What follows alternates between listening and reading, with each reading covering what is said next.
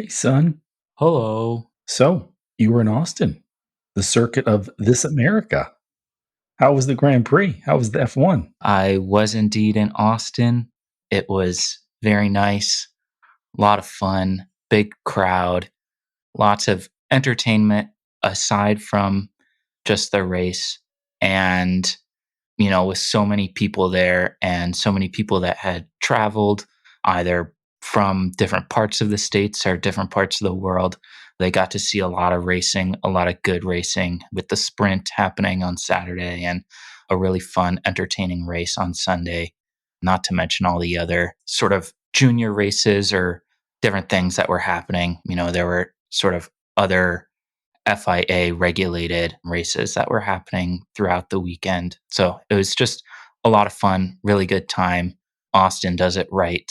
I think, there's obviously a lot of debate about how many races, should take place in the US. And after, going to this one, I think it's fair to say that the US knows how to put on a race and is very capable of handling more than one, two, three, even four. So Oh, yeah, that's great. I know Austin does it nice.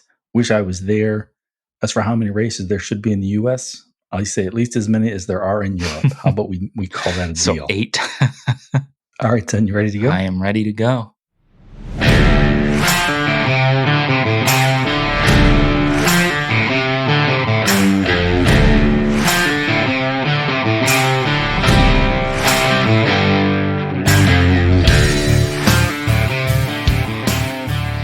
Hello, welcome to Hard Compound, an American take on Formula One. We just finished watching, some of us were even there, in person, U.S. Grand Prix, Austin, Texas, circuit of this America. Max, as the tragically hip might say, he gets his 50 mission cap, 50 victories. And that wasn't even the big story. That wasn't even the second biggest story. Probably not the third biggest story of the race or the weekend. Patrick, son, let's get your take on the U.S. Grand Prix. It was an enormous weekend. Lots of things happened. Just some very interesting storylines. Some, disappointing, some pretty exciting, some sort of unbelievable. You mentioned Max getting his 50th career win. That's insane. He's younger than I am. So it's just pretty crazy that, at this point in his career, he's already made it to that sort of stage. I think there's only 4 other drivers that have ever reached 50 career wins. So pretty remarkable. Yeah, and I mean, for the first 3 years, he didn't even really have a car that was going to challenge much, So it's just, this is the Max era. Now, having said that, Lewis, before this controversial disqualification, took P2. Mercedes looked pretty good. Lewis looked especially good. Is Mercedes back? Will they be ready for next year? Yeah, Mercedes looked great. Russell in particular had a little bit of difficulty in qualifying, but he ran a solid race with the disqualifications, ended up in the top 5. But, if Hamilton and Russell are driving like that in a car that can compete, they were right there, each battling the other Red Bull for most of that race. So it's pretty exciting to see that take place, see if, we get another real battle for the Constructors' Championship next season. I mean, Max pretty much alone can win it this year. Yeah. So it looks like we're going to have 4 teams fighting it out for wins. Red Bull, Mercedes, Ferrari, McLaren. Red Bull may be at the top still with Max, good car. Mercedes, though, they're looking good. Hamilton, surprisingly, is looking very good. But do we think all those years with that just hyper dominant rocket ship that Hamilton and Bottas were driving, did that cover up a lot of problems? Did Mercedes go soft? I mean, look at this race. Hamilton could have won. I mean, I think there was a shot, but the strategy may not have been the best. We're still debating that. The pit stops, would they lose? Maybe a good couple seconds. Yeah, pit stops were poor. It was noticeable at the race, even. I know, you're watching at home and you have the little timer up, but you could tell at the race, you didn't have a stopwatch or anything. You looked at that and I said out loud, that looked slow. And then, rewatching it and you see, oh, he actually lost a couple of seconds to the field. It was pretty tough. I mean, he could have had a shot, I think. if pretty much everything went right, he definitely would have had a shot at his first win in several years. Yeah, I don't think, I don't want to knock Mercedes, total of team principal, the crew, but I do think, having just a dominant car. I mean, look at how Red Bull is absolutely focused. But look, for years they were in the hunt, but always just behind Mercedes, just going at them. And they are now just focused. But Mercedes is, I think, a little bit soft. Now, Lando Norris, though, this was his 100th Grand Prix. What did he get? Third, and then P2 with the disqualification. That's another great story. Yeah, Lando is driving incredibly well. He has for the last several years. That McLaren, they seem to develop the car quite well throughout the year. They tend to kind of start off on the back foot, it seems like, at the beginning of the season, most of the time. But he's been driving so well, always gets the most out of that car. I feel bad for him in this particular race. He gets a good jump off the line, beats Leclerc to turn one, and is out in front, doing the best that he can. And quite frankly, no car is probably worse at preserving their tires than the McLarens. And I just think his pace fell away from him at the sort of end of his stints. And, you could kind of see it lap after lap coming.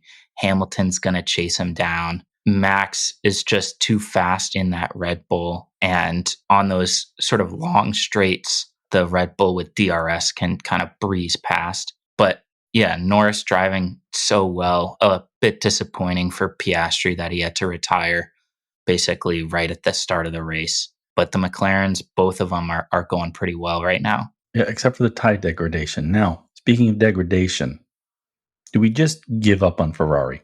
I see you're sporting the Ferrari cap. Sainz had a good race, but Charles had a good race.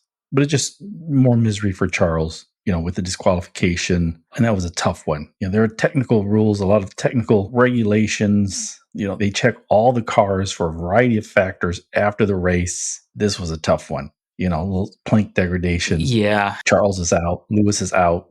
That may cost Lewis his shot at getting P2 for the year. Yeah. But yeah, I don't know what's going on at Ferrari. What do you think? Do we just give up our hopes, our dreams for Ferrari? Yeah, I mean, I was going to wear my nice Stetson here for this podcast, but I couldn't fit my headphones over it, so I had to change up the hat. You look like Yuki wearing the big hat. I loved it. Him and Joe both had the big cowboy hat, the big Stetson. I loved it. I like how the drivers sort of embrace kind of the Texas culture when they come. I think it's one of the best things about F1 is sort of all the drivers, all the teams kind of do their best to really integrate themselves within kind of the local culture wherever they go. I think that's fun. But to get back to your point, I mean, Ferrari is just having a tough time. I mean, P3 in the constructors is not a bad place to be. But when you think of Ferrari, you're like, no, this is the winningest team ever in Formula One. They have, some of the greatest drivers have ever driven for them, the longest sort of tenured team in Formula One. And they just are off the mark. Charles started on pole in this race. I mean, we can talk about the sprint too, but just in the race, he started on pole. Sure, he got beat to turn one by Lando. I mean, say what you want about that start, but he was still P2, held off everybody for a while. And then the tire strategy decision for Leclerc did not work at all. I don't know why they thought it would work, but you just saw him kind of fall back down the order throughout the race, eventually ending in P5? I think. But yeah, that disqualification really was a bummer, to cap off kind of a disappointing Sunday after starting on pole. Yeah, but I mean, with Ferrari, it's just another year of information gathering of let's get everything right. Let's get everything settled. Let's get our focus together. Let's get our strategy on point. But then they don't. It's like a series of endless meetings, So I don't know. Yeah, I mean, it seems like Ferrari is at this point where they simultaneously believe and do not believe in any way, shape, or form that they can compete with the top two teams. They say outwardly, like, yeah, this is our fight. We want to take it to Red Bull. We want to take it to Mercedes. And then inside, it seems like they're imploding, like they're terrified to do anything correctly. And it's so disappointed to see that sort of come through in the races. Super exciting for Sainz getting the one win. I think was that last time out in Qatar. I don't remember. And he got a podium, a post race podium. Yeah, I know. Again, for another Sainz, post race podium where he gets a podium, after being promoted due to some technical issue for another driver. Yeah, Ferrari's just, something's on the tip of your tongue and you can't for the life of you remember it. That's kind of how I think of Ferrari. Like they're right there, but they just can't quite figure it out. And it's challenging to see sometimes because you really want Ferrari to be good in Formula One, to be competing for that top spot. I think that makes Formula One better. Yeah, well, let's assume neither Ferrari nor Mercedes were doing anything untoward with, the height of their cars, and the disqualifications were just a sort of a fluke, a one-off. Why don't you give me your top 5 for the Austin, the U.S. Grand Prix? Yeah, I think it was an exciting race to watch. Lots of good storylines. I think, Lando was disappointed that he was voted driver of the day by the fans without sort of coming back with a win. But for me, I think overall, his performance throughout the weekend was definitely one of the best, if not the best. So I have him as my number one driver of the day, followed closely by Max. Not great qualifying performance, at least on Friday. But with his car, he's never out of it. He always believes that he can win from anywhere on the grid. And he just picked his way through the field. And, even with such an experienced driver sort of hunting him down in the last, several laps with Lewis Hamilton, he kept his composure for the most part. I mean, his radio message were a little bit snippy, but, Right. He held him off, did what he had to do to win the race and bring in, his 50th win of his career. So hats off to him. Then, I kind of didn't care about the disqualification. I have Lewis as third driver of the day. I think he did such an awesome job in that Mercedes. Russell looked good, but way off of Hamilton's pace. Hamilton really did not want to be denied in the US. You could really tell he wanted that win, and he was going for it, picked off the Ferraris, picked off Lando, and, have Verstappen in his sights. I think, just 2 more laps, 3 more laps, he could have been there. So I thought he had a great drive. Yeah, it seems as if they've been doing more to set the car up toward Lewis's preferences. But when you combine that, but also he's just always great in Austin. Yeah, for sure. So I don't think Russell was going to put up much of a fight this week. Yeah, then I have, there were several other drivers that I think did really well, got some really amazing points finishes. One of those guys I thought was Pierre Gasly. He did great. I thought in that Alpine, he was sort of battling with Ocon. I was so disappointed because I was watching him, in the first couple of laps battle with Ocon. I was like, damn, the Alpines are going at it. Like, what's going to happen? And then all of a sudden, like, you see all the cars go by and Ocon's nowhere to be found. So that was a little bit disappointing to see, but I thought Gasly kind of finished out the race really well, showed good pace in an Alpine that has just really been struggling this year. So I thought he did really well. And then lastly, one of the big storylines after the disqualifications was the American getting his first points in Formula One. I have Logan Sargeant as my 5th best driver. He really needed a good performance. And even without the points finish, I thought he had a really good race. He was pretty calm in there. He was fighting with everybody that was around him, constantly kind of hunting down the guys that were in front of him. And it was just good to see, you kind of go, finally, like he put in a good performance for the whole race. And, with a little bit of luck, he was rewarded with his first points. So good on Logan Sargeant. Yeah, nice. So Lando, Max, Lewis Hamilton, Pierre Gasly, and Logan Sargeant, the American in the American race. It's a good top five. I can't argue with that. Best surprise for me, one was Logan did get a point. He finally got a point. He had a good race in America. First American to get a point in 30 years. Michael Andretti, Yeah. who's with the team with the Andretti family, trying to get an F1 team in there. So I thought that was great. What about you? Any good surprise at Austin? I think one of the good surprises, and maybe for like NASCAR fans, this is not a good surprise, but there were no safety cars, no turn one shenanigans that were happening. Everyone got through fine for the most part. And, it was just a good race, good hard racing for the whole race.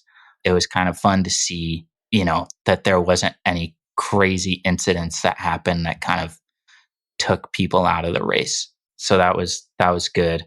I guess the other one that I have briefly, because I was there on Sunday, the weather was perfect. It was Nice. sunny, but there were clouds that every once in a while would pass over and it would cool off.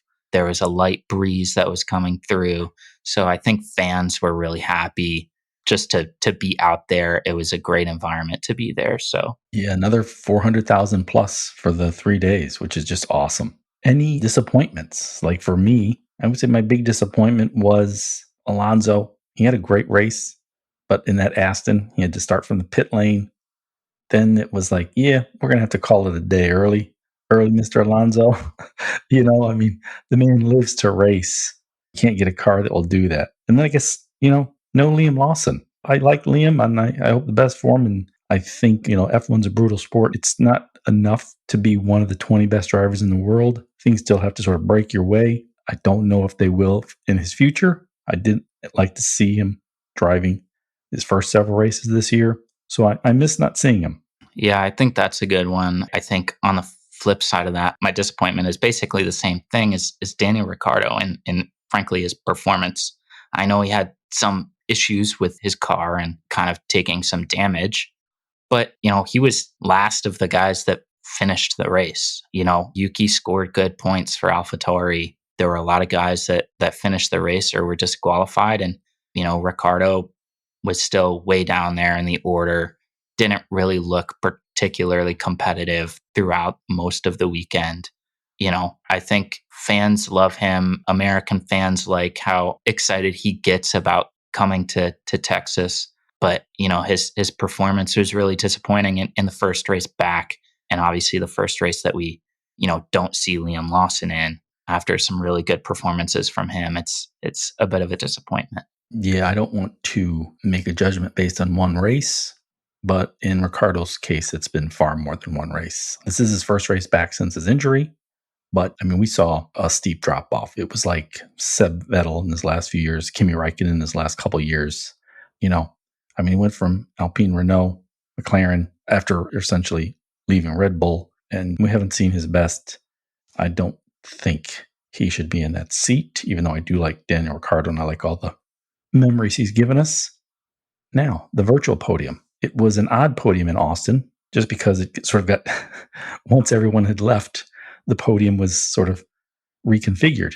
But what person, group, thing do you have on the virtual podium, Patrick? Well, I gotta say, just being there, Austin was great. So I have to put the city of Austin.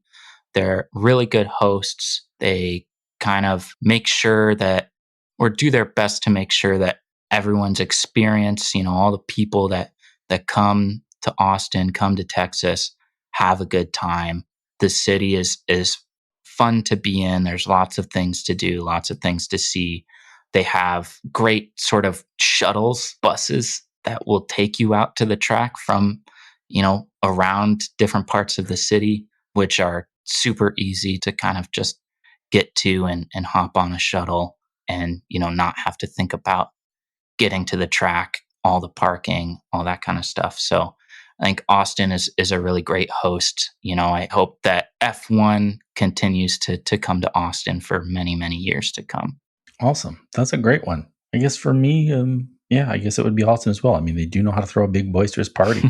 I guess if I were to go back in time, I wasn't there at the race like you. I did watch the pre-race show, and they did a spotlight on the previous race's pit stop by McLaren, that 1.8 Oh, yeah. seconds. And it's just amazing. You can just watch it over and over and over again and try to decipher it. And you're like, nope, can't be done. Cannot be done. You watch it, yep, 1.8 seconds. You watch it again, nope, can't be done. But they keep doing it. That's an amazing one. Yeah, that is amazing. I just saw a funny video of sort of a recording from the F1 movie that Brad Pitt is going to be in and all that kind of stuff. And they were filming a pit stop for that movie. And, you know, they don't have actual mechanics or anyone that's there acting or whatever. So they kind of drove the car into a pit stop and then shuffled some tires in front. And then I imagine they're going to, you know, do it up in post production to make it look like an actual pit stop. But there's no way really that anyone else is capable of, you know, changing four tires in less than 2 seconds. It's pretty amazing what F1 pit crews are capable of.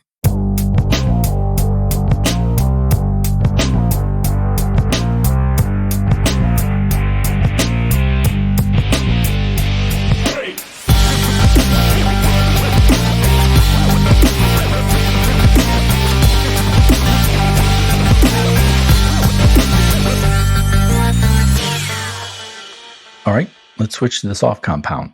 You mentioned briefly the Brad Pitt Hollywood extravaganza about F1. There's another Hollywood movie about F1 coming out sooner, though, this Christmas. Michael Mann's Ferrari, about Enzo Ferrari. That looks pretty good, don't you think? I've seen the trailer. I'm going to go see it.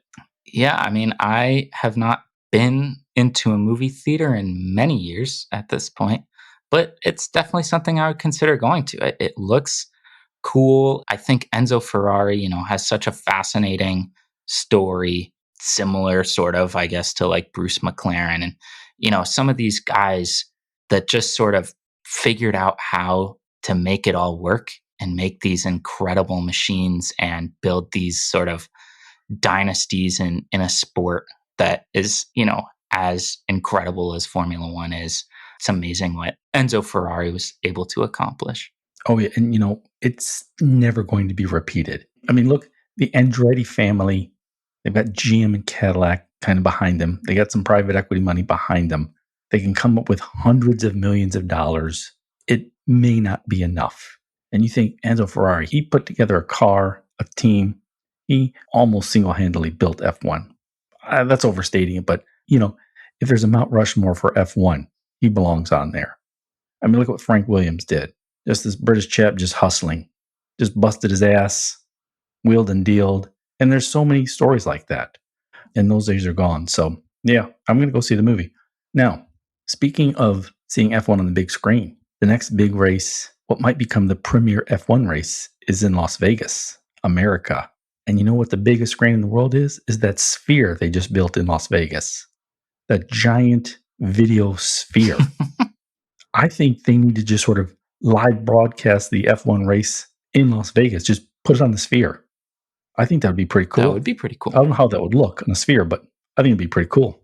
Yeah, I'm not sure how it would look on a sphere, but it would be pretty cool if they could kind of make it look fun and interesting, and it would definitely capture, you know, even more people's attention than the F1 Las Vegas already is. It's going to be an incredible event here in November and in a few weeks, just under a month. Yeah, and you know, keeping the theme with the American takeover of F1, the American media just embracing it, Hollywood embracing it. No one is throwing more money around Hollywood right now than Apple. Steve Jobs probably rolling over in his grave about this, but Apple is spending millions, maybe billions. I mean, I heard they spent like $200 million on that dull 3-hour Martin Scorsese movie. I don't know what it's about, but I heard they dropped like over $250 million. And now, I mean, rumors are they're wanting sort of like the global broadcast and streaming rights for F1. They've got the money to do it. They could spend a couple billion a year. I'm telling you, American media, Hollywood, American tech, they want in on this. Yeah, and I think they're going to get in on this, despite what Europeans might think about that. Unfortunately for them, I think they don't have much of a say in it. Money talks everywhere in the world. And if you have enough of it, you can pretty much get anything you want. Yeah, it's pretty awesome to see how excited Americans and American media are becoming about the sport. I think it brings a lot of good things for the most part to F1. So, I hope that kind of the bad things that go along with that are more or less limited by some of the governing bodies and things like that F1 is ruled by. We talk about the American takeover of F1, but really, I think both of us are in agreement that we love that there are more American fans. We now can watch the races. I mean, there were years we couldn't watch the races, but yeah, we sort of wanted to sort of keep that European heritage, keep that European blood, going through there rather than have it just be a sort of, American corp sort of takeover. Now let's ask the stewards. Logan Sargeant got a point. He had a good race, but clock might be ticking. And, he hasn't been great. This organization called My Poker Coaching sent out a list of the driver salaries and how much drivers have cost each team in crashes. And Logan Sargeant leads in cost of damages, almost $4 million. Now, I think next highest is, I think, Lance Stroll, about $2.5 million. I don't know. Logan is saying, drivers nowadays, they don't get as much testing time. They're sort of pushed right into F1. Testing is limited. Time in the car is limited. And, the first year is almost just sort of practice in a sense. I don't think he's completely wrong. I don't think he's directionally wrong. I'm just not sure it's going to help him. What do you think? You think he's coming back next year? It's really hard to say. I mean, for Williams, what are you going to make a deal with Ricciardo to get, a veteran guy in the car? I just don't see what the obvious, better option is. I get that Sargeant, is essentially costing the team, those $4 million or whatever. But I believe that, after a full year of driving an F1, that he'd likely be more responsible, probably faster. I think he could be better if given an opportunity next season.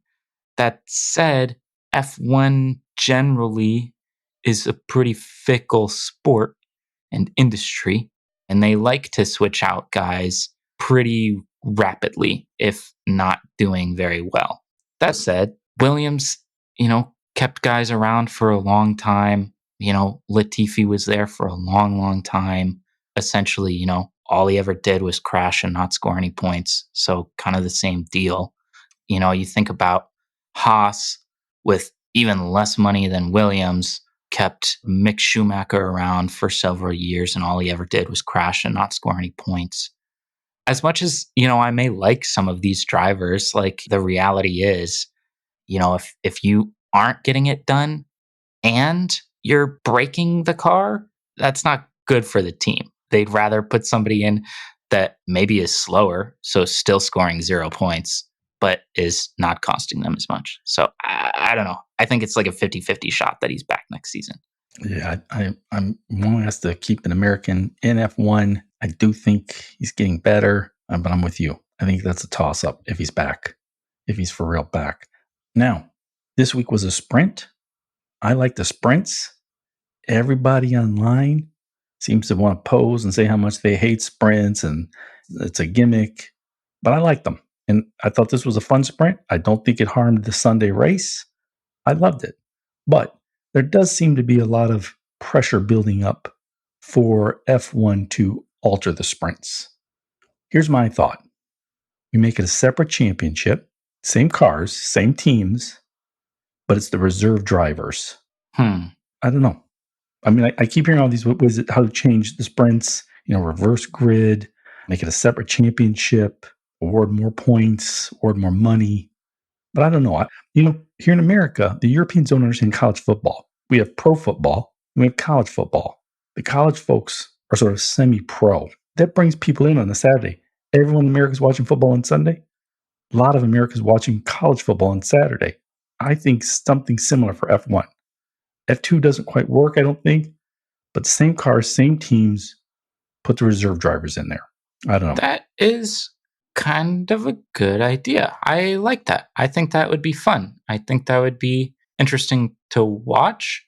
Yeah, I think that would be cool. I personally, I liked how the sprint was last year, which is very similar to how it is this year. I know people still fucking complain, but like the only thing that I would change about it is to make it like last year, where you have one qualifying on a Friday that sets the grid for the sprint. Sprint sets the grid for the race. Done. Like, I don't really love having them completely separated. I find it to have little value in terms of the actual like competition. So I can see why people would be a little bit annoyed with the sprint this year, even though it's pretty much exactly what they were asking for from last year. But I said from last year that was a fucking dumb idea. And look, everybody hates it now. So I don't know what they want. I think people are just dumb and fickle and annoying. So I think, I mean, I do like to sprint. And, if you're a legit traditionalist, you don't like to sprint. I get it. But, F1 is now, it's not run by Bernie. It's new. It's American Corp. Liberty Media owns it, runs it. They're looking to increase revenue constantly and at different revenue channels, different revenue streams. Most of their money in F1 comes from, the streaming and broadcast rights. Second most, I believe, comes from, asses in the seats going to races. F1 appears in town. It goes to Austin, it goes to Vegas, goes to Spa, goes to Japan, Silverstone. It's like a traveling circus. And people are going to pay money, and F1 wants them to pay money. And so if you're going to pay money, you're going to go on a Friday.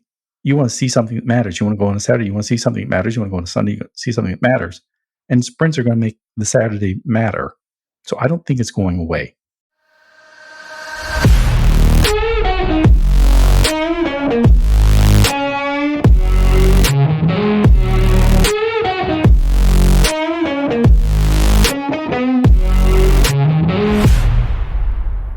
Across the line, that's our segment where we predict the top 5 for the next race. The next race is in Mexico a few days from now. Sergio's home race, and Max has the championship locked up. That might mean something. Now, in Across the Line, we choose where the driver will finish. We get 1 point if we're correct, but if we choose him in the exact spot he finishes in, we get 3 points. Boy, I got real close to explaining that correctly and succinctly this time, Patrick. pretty close. So, son, what are the current standings for Across the Line? Okay, well, I have a question for you. I guess this race's standings, are we awarding points for the original top 5 or for the disqualified top 5? You know what? Let's go with the original. Okay, so with Hamilton in P2. I don't know if that is impacting me. I'm trying to be unbiased here because I don't remember what my prediction was. But, why should we don't have these little technical rules, Patrick. Right.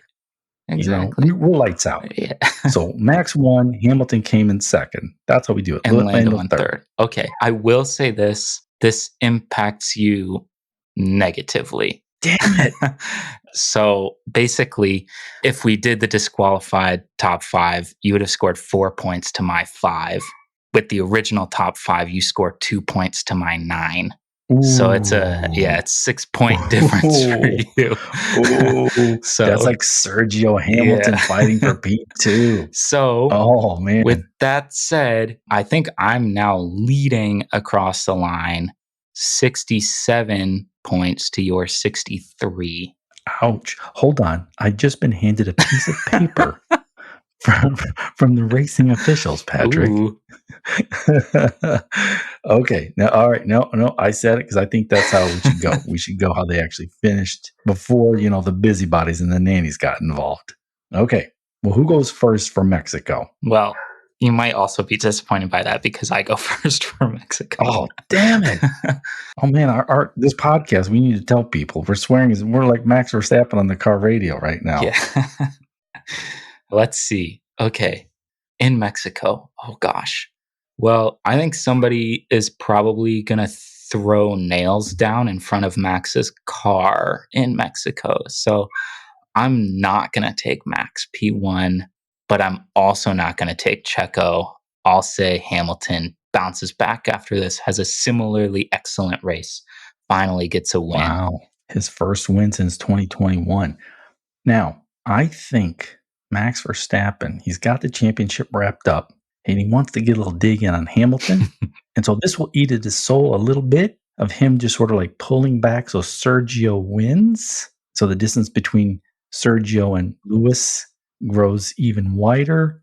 And so Sergio will come up P2, Red Bull gets first and second. But I think it will eat his soul even more if he does this. And I think, the sort of the Dr. Evil game of sort of, sandbagging it so Sergio can win will be, trumped by the sort of the soul nagging bite that if he does this, because Max Verstappen can't do this.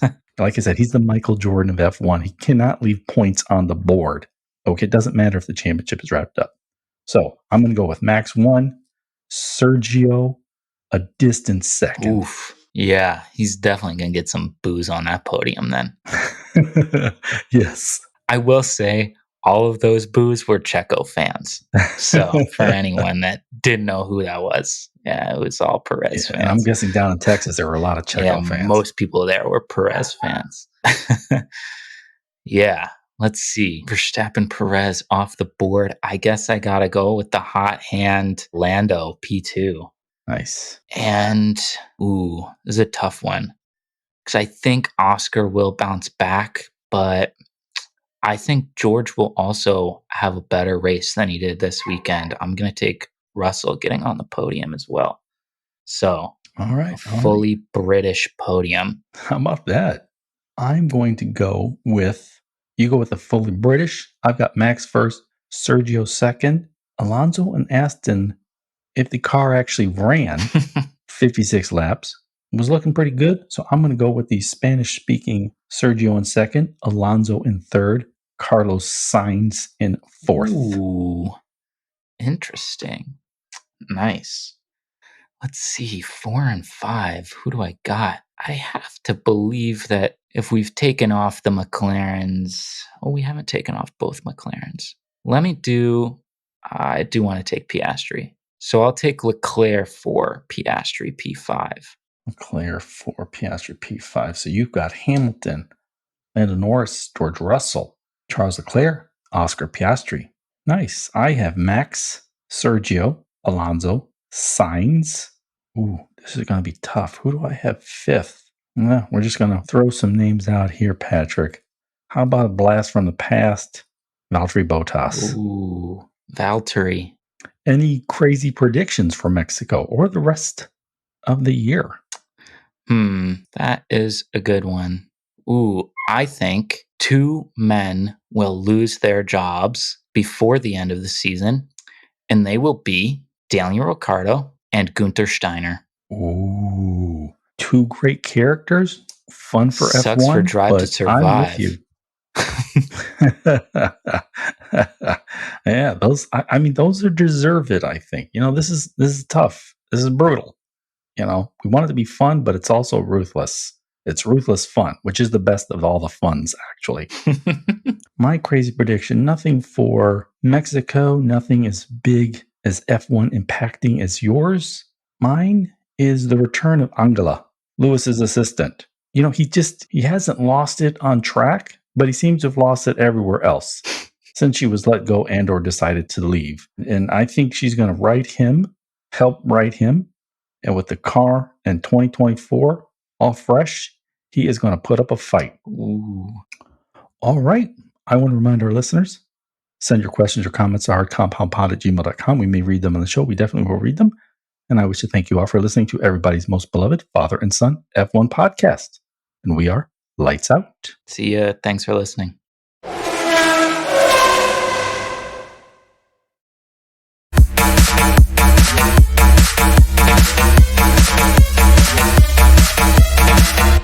Not a good show, son. I wish I was there. Speaking of Hollywood, a lot of these F1 drivers are pretty good looking.